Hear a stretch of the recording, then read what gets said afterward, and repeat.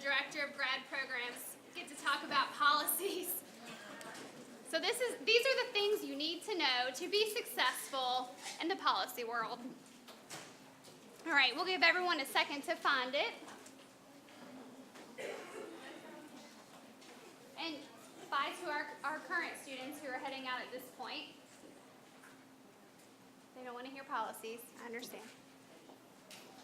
Okay, so we're just going to dive right in. So I'm going to talk a little bit about policies and resources on campus.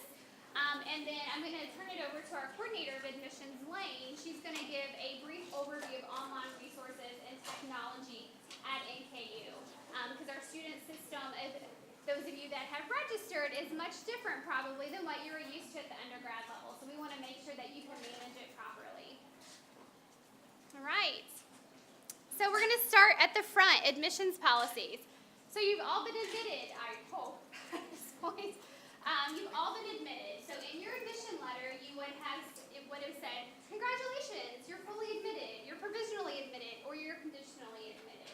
So it's important for you to know what status that you've been admitted at. So if you were provisionally admitted, that means you owe us admissions documents still.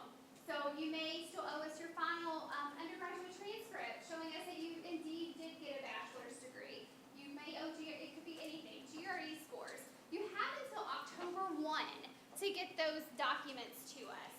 So we need those for financial aid purposes. So if you were admitted provisionally,